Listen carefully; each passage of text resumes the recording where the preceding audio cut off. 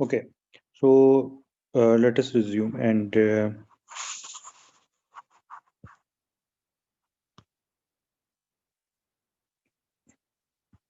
after the concept of stimulated emission, now we will see how it helps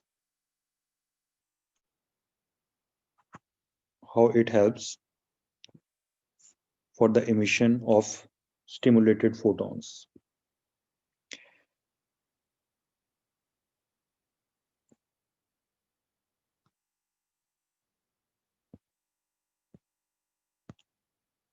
ये बहुत light आ रहा है, मैं दोबारा ये पिक्चर लेके मैं दोबारा शेयर करता हूँ. Please wait. Okay, so figure 40.18C describes the stimulated emission of single atom. Suppose now that a sample contains a large number of atoms in thermal equilibrium at temperature T.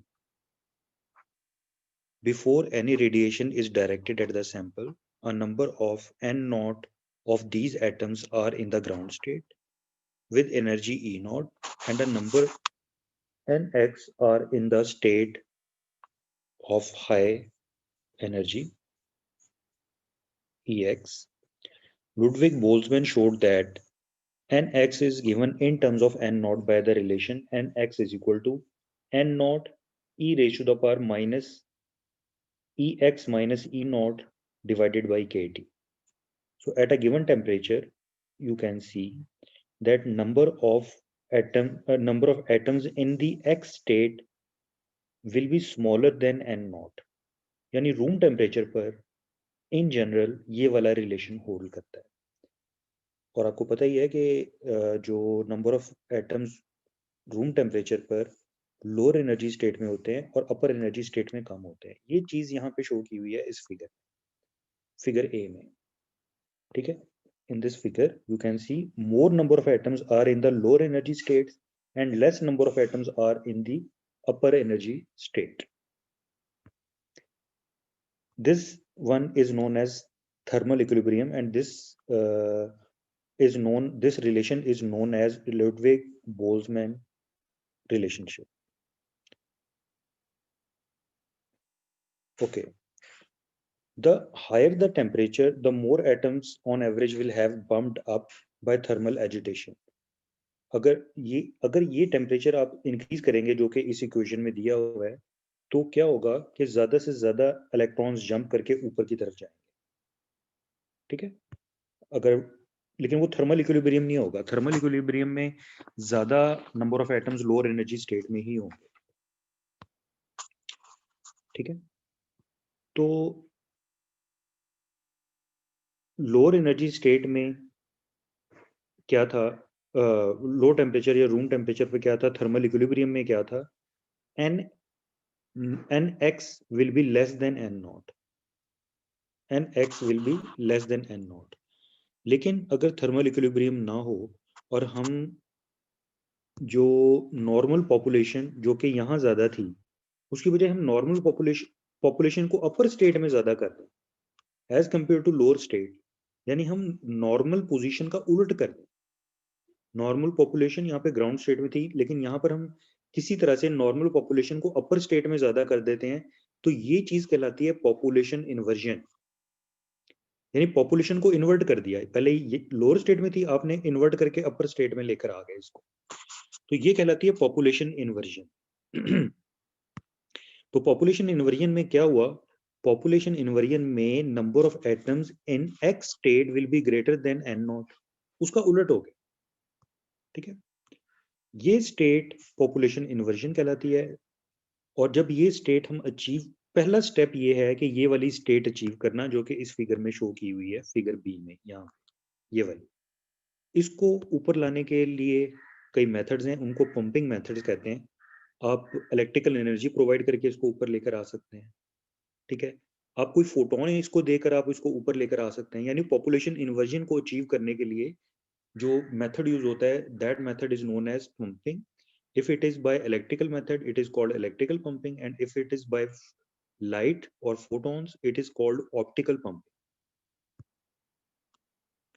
Okay, so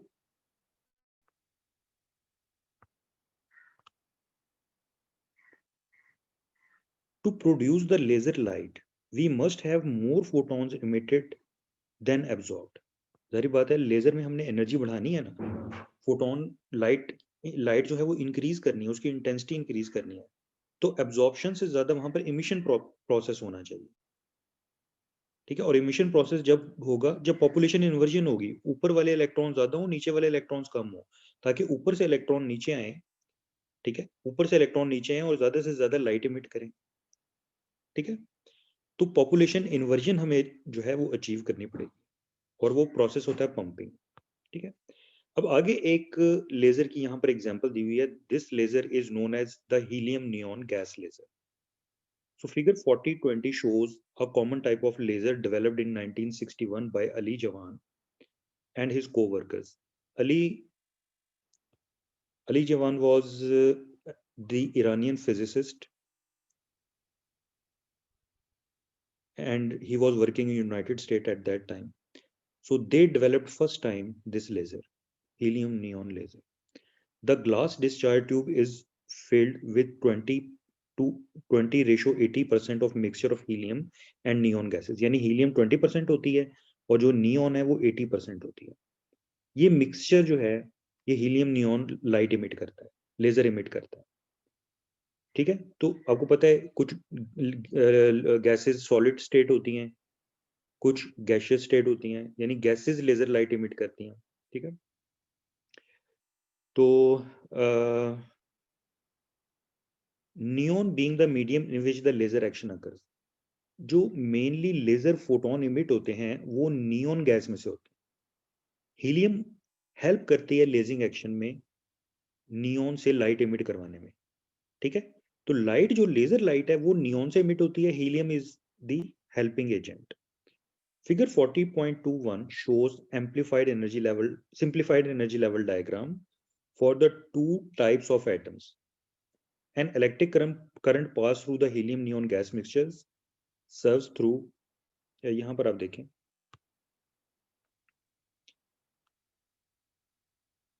इस diagram में, यहां पर this is the energy, this is the helium atom, this one is the neon atom. ये जरा simplified picture है, otherwise in levels के अलावा और भी लेवल्स होते हैं। यहाँ पर ग्राउंड स्टेट है। ठीक है, अब क्या हुआ, जब हम इलेक्ट्रिसिटी प्रोवाइड करते हैं इलेक्ट्रिक, तो हीलियम के एटम जंप करके यहाँ पर आ जाते हैं। ठीक है, इलेक्ट्रिक करंट प्रोवाइड किया, उससे हीलियम के इलेक्ट्रॉन ने एनर्जी गेन की और वो जंप करके यहाँ पर आ गए, और इस एनर्जी लेवल की जो वैल्यू है वो 20.6 इलेक्ट्रॉन वोल्ट होती है। ठीक है, ये नियॉन का एटम है। नियॉन के ये दो एनर्जी लेवल्स होते हैं साथ साथ। ठीक है, इसमें जो ये वाला एनर्जी लेवल है इसकी एनर्जी 20.66 इलेक्ट्रॉन वोल्ट होती है, जो कि 20.6 हीलियम के एटम के करीब है। ठीक है, तो जब ये अपर लेवल से निचले लेवल में इलेक्ट्रॉन जंप करता है, ये स्टिमुलेटेड इमिशन के जरिए करता है, और यहां से जो ये फोटोन इमिट होता है, ठीक है, ये फोटोन स्टिमुलेटेड फोटोन होता है, लेजर लाइट इमिट होती है, और इसकी जो वेवलेंथ है 632.8 नैनोमीटर इसकी वेवलेंथ होती है। ठीक है, तो क्या हुआ कि ये हीलियम एटम इलेक्ट्रिसिटी की वजह से, इलेक्ट्रिक करंट की वजह से, इलेक्ट्रिकल पंपिंग की वजह से इस लेवल पर आया इलेक्ट्रॉन, फिर ये वाला एटम इस एटम के साथ कोलाइड किया, कोलिजन की वजह से ये एनर्जी ट्रांसफर हुआ, ये इलेक्ट्रॉन जंप करके यहाँ पे आ जाता है। ठीक है, यहाँ उसको एक फोटोन मिलता है सेम एनर्जी का, जिसकी वजह से स्टिमुलेटेड इमिशन की वजह से नीचे आ जाता है, और यहाँ पर लेजर फोटोन इमिट होता है। अब इलेक्ट्रॉन जब यहाँ पर आ जाता है, ये यहाँ से फिर ये अपने ग्राउंड स्टेट में नीचे आता है। जब ये यहाँ से नीचे आता है तो ये स्पॉन्टेनियस इमिशन इसका होता है, और यहाँ पर एनर्जी जो है ये जो एनर्जी इमिट होती है वो लेजर लाइट वाली नहीं होती। लेजर जो है इन दोनों लेवल्स के दरमियान जब ट्रांजिशन होती है अपर लेजर लेवल से लोअर लेवल से सॉरी अपर लेजर लेवल से लोअर लेजर लेवल की तरफ, तो ये लेजर लाइट यहाँ से इमिट होती है। तो ओवरऑल जो फोटोन इमिट हो रहा है हीलियम नियॉन लेजर में, वो इन दो एनर्जी लेवल की वजह से हो रहा है, लेजर फोटोन जो इमिट हो रहा है। ठीक है, अब इसको यहाँ पे हम देखते हैं। Please go to the next page.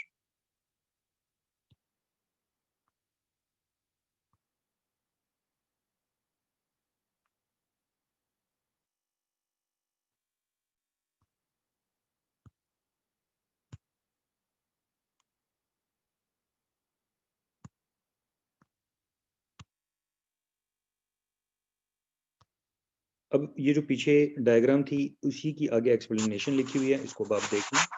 Collisions between helium atom and electrons of the current to raise many helium atom to the state E3, which is metastable। यहाँ पे ये metastable state आप देख सकते हैं उसको। और इसका जो मीन लाइफ है 1 माइक्रोसेकंड होता है। ठीक है, अब बात यह है कि इलेक्ट्रिक करंट से नियोन का एटम सीधा ऊपर, इलेक्ट्रॉन ऊपर क्यों नहीं चला जाता? हीलियम यूज करने की क्या जरूरत है? क्योंकि मेन लेजिंग एक्शन तो नियोन में हो रहा है, जो फोटोन लेजर फोटोन एमिट हो रहा है वो तो नियोन की वजह से हो रहा है। तो बात यह है कि जो मैसिव एटम होते हैं उनको एक्साइट करना डिफिकल्ट होता है। ठीक है, तो इस वजह से हीलियम एटम हम साथ लेते हैं, हीलियम एटम इजीली एक्साइट हो जाता है। और वो जब एक्साइटेड हीलियम एटम नियोन के साथ कोलाइड करता है तो एनर्जी ट्रांसफर प्रोसेस होता है और इलेक्ट्रॉन अपने नियोन के साथ वाले लेवल को अपने इलेक्ट्रॉन ट्रांसफर कर देता है। The helium The energy of the helium is 20.61 electron volt, is very close to the energy of the neon energy state 20.66 electron volt. Thus, when a metastable helium atom and a ground state neon atom collide, the excitation energy of the helium is often transferred to the neon atom, which then moves to the energy state E2. So, in this manner, neon level E2 इसका जो energy 170 nanosecond होता है and can become more heavily populated than the neon level, जिसका time सिर्फ 10 nanosecond होता है। तो उसके मुकाबले में जो ये वाला लेवल है इसका लाइफ टाइम ज्यादा है, ये इसकी मेटास्टेबल स्टेट का लाइफ टाइम। ठीक है, जो कि 10 नैनोसेकंड के मुकाबले में कहीं ज्यादा है। ये 10 नैनोसेकंड, ये 170 नैनोसेकंड। जिस तरह हमने ये पढ़ा हुआ है कि जो मेटास्टेबल स्टेट होती है उसका लाइफ टाइम ज्यादा होता है। The population inversion is relatively easy to set up because, number one, initially there are essentially no neon atoms in state E1. E1 में तो शुरू में neon के नहीं थे number of atoms. Number two, the long mean life of the helium level E3 means that there are always good chance that the collision will excite the neon atoms to their E2 level. ठीक है, ये मतलब कि ये second point ये आया क्योंकि उसका मीन लाइफ ज्यादा है हीलियम का, तो ज्यादा चांस है कि एक्साइटेड स्टेट में जब वो ज्यादा टाइम के लिए रुकेगा तो वो नियॉन के साथ कोलाइड जरूर कर जाएगा, क्योंकि हीलियम नियॉन गैस एक ट्यूब में हमने ली हुई है और उस गैस में हम लेजिंग एक्शन कर रहे हैं। ठीक है, तो जब एक्साइटेड स्टेट में हीलियम का एटम ज्यादा देर रहेगा, क्योंकि गैस एटम्स आपस में कोलाइड करते रहते हैं, तो वो उसके साथ कोलाइड जरूर करेगा। And number three, once the neon atoms undergo stimulated emission and fall to their E1 level, they almost immediately fall down to their ground state, ठीक है, and are then readily re-excited by the collision. Suppose that a single photon is spontaneously emitted as a neon atom transfers from E2 to E1. Spontaneous emission के जरिए ना एक photon emit हो जाता है ये वाला। Such a photon can trigger stimulated emission several events of it, which in turn can trigger other stimulated emission. Even though such a reaction of coherent beam laser moving parallel to the tube axis can build up rapidly. So this light of wavelength 632.8 nanometer red light moves through the discharge tube many successive reflections from the mirror M1 and M2 shown in figure 4020, accumulating additional stimulated photons with each passage. So M1 is totally reflecting, but M2 is slightly leaky, so that a small fraction of laser light escapes from the useful target beams. इसमें अब आप देखें,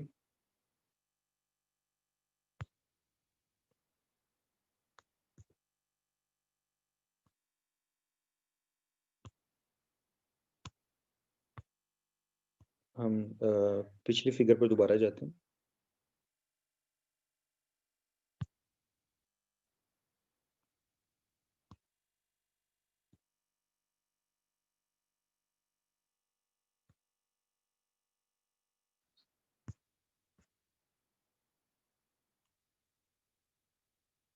अच्छा, हमने ये कहा यहाँ पे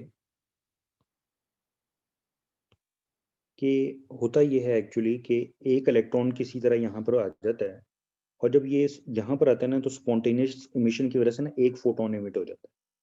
अब ये जो एक फोटोन जब ये आगे जाता है, तो उसको इस तरह का एक नियॉन एटम और मिलता है, ठीक है, जिसमें एक इलेक्ट्रॉन ऑलरेडी यहाँ पर मौजूद था।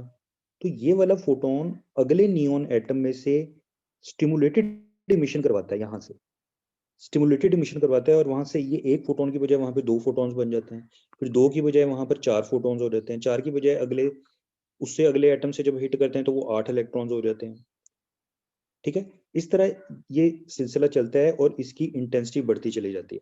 अब जब होता ये है कि आप ये वाली डायग्राम देखें, ये लेजर सिस्टम है। अब यहाँ पर इस जगह पे क्या हो रहा है कि ये नंबर ऑफ फोटॉन्स बढ़ते जा रहे हैं, ठीक है। यहाँ पर एक फोटोन ने पहली दफा नियॉन एटम के साथ इंटरेक्शन किया, 2 फोटॉन्स प्रोड्यूस हो गए, आगे गए 2 फोटोन, आगे फिर नियॉन के एटम मिले, 4 हो गए, 8 हो गए, 16 हो गए, इस तरह बढ़ते बढ़ते बढ़ते बढ़ते ये बहुत ज्यादा इंक्रीज हो जाते हैं। यहाँ पर हमने लेंस, ये मिरर्स लगाए होते हैं। एक मिरर टोटली रिफ्लेक्टिंग होता है, एक थोड़ा सा लीकी होता है। तो होता ये है कि जब ये फोटॉन्स होते होते होते होते यहाँ पहुंचते हैं, यहाँ से रिफ्लेक्ट होके जब वापस आते हैं, तो फर्दर नियॉन एटम के साथ मिलकर इंटेंसिटी इंक्रीज करते जाते हैं, फिर यहाँ से रिफ्लेक्ट होकर फिर दोबारा इंक्रीज करते जाते हैं और यहाँ पर पहुंचते हैं, ठीक है। इस तरह फिर दोबारा यहाँ पर पहुंचते हैं। तो होता यह है कि इस जगह को टोटली रिफ्लेक्टिंग 100% रिफ्लेक्शन मिरर बनाया जाता है, यहाँ पर थोड़ा सा लीकी बनाया जाता है। लीकी यहाँ पर इसलिए बनाते हैं कि लेजर लाइट जो यहाँ बन रही है वो यहाँ बाहर इमिट भी हो जाए, ठीक है। तो इस तरह से ये लाइट बाहर निकलती है, और जब लाइट बाहर निकलती है तो इसको हम डिफरेंट एप्लीकेशंस के लिए यूज कर सकते हैं। यहाँ पर ये 2 इलेक्ट्रोड्स बनाए जाते हैं, ठीक है। इस पे पोटेंशियल डिफरेंस बैटरी के साथ ज्वाइन किया जाता है। यहाँ पर इसको जब हम बैटरी के साथ ज्वाइन करेंगे तो क्या होगा कि इन 2 के दरमियान पॉजिटिव और नेगेटिव पोटेंशियल की वजह से इलेक्ट्रिक फील्ड डेवलप होगी। उस इलेक्ट्रिक फील्ड की वजह से यहाँ पर इनिशियली हीलियम के एटम्स एक्साइट होंगे। तो ये जो एक्साइटेशन हीलियम की करते हैं वो हम इस बैटरी से करते हैं, इस पावर सप्लाई से करते हैं, और ये कहलाती है इलेक्ट्रिकल पंपिंग, ठीक है। तो इस तरह से हमें यहाँ पर लेजर लाइट मिलती है। तो ये आज का आपका टॉपिक था। Excuse me sir. जी जी बोलिए। सर जब वो पार्शली जो लीकी मिरर है उसमें से जब वो लाइट गुजरेगी, जब वो बीम बनेगी, तो वो सर कॉन्टिन्यूसली कैसे उसमें से, मतलब कि जितनी पहले निकली है उतनी बाद में निकलेगी, ये कैसे पॉसिबल है?